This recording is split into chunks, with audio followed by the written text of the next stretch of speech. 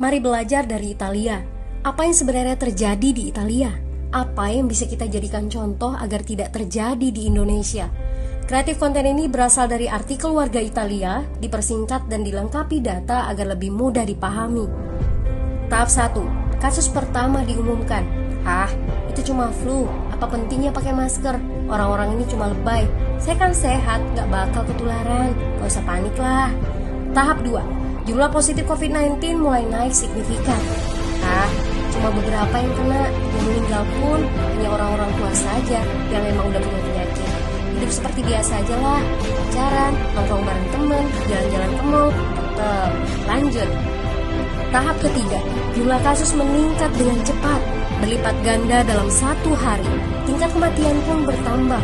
7 Maret, lebih dari 5.000 kasus positif COVID-19.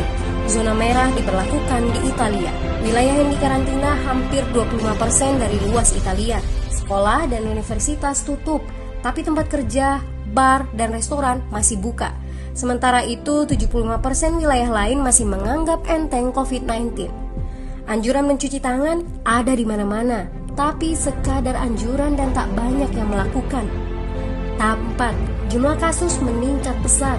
Sekolah dan universitas ditutup selama sebulan. Darurat nasional pun diberlakukan. Rumah sakit menambah kapasitas, seluruh kamar dibersihkan untuk memberi ruang bagi pasien COVID-19. Tapi tak ada cukup dokter dan perawat. Ada terlalu banyak kasus pneumonia, terlalu banyak pasien perlu ICU, tapi ruangannya sudah habis, ventilator habis. Pada titik ini seperti kondisi dalam perang. Dokter harus memilih siapa yang akan diobati berdasarkan peluang bertahan hidup.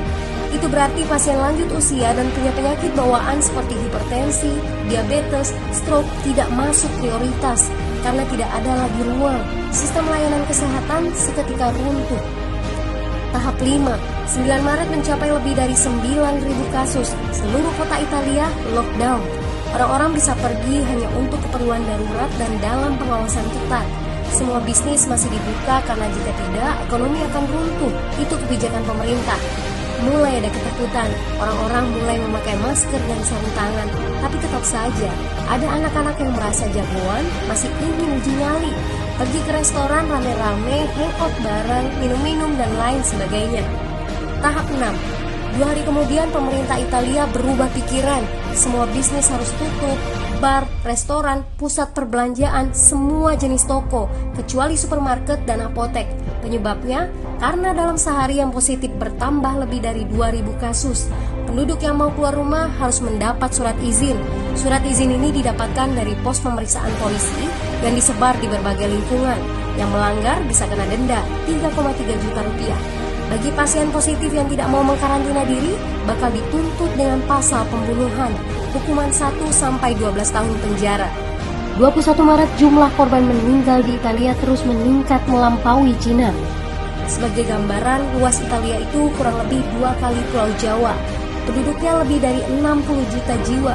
Lalu apa yang harus kita pelajari dari Italia? Yuk, mulai dari diri sendiri, mulai dari di rumah aja. Jaga kebersihan lalu isolasi diri dan keluarga. Tidak keluar rumah kecuali sangat penting. Ini saatnya memulai solidaritas. Yang mampu harus mulai membantu yang tidak mampu. Ini adalah bentuk usaha dan doa kita semua. Semoga badai corona ini segera berlalu. Mari memulai kekompakan dengan membagikan informasi ini. Di rumah aja, mari belajar dari Italia.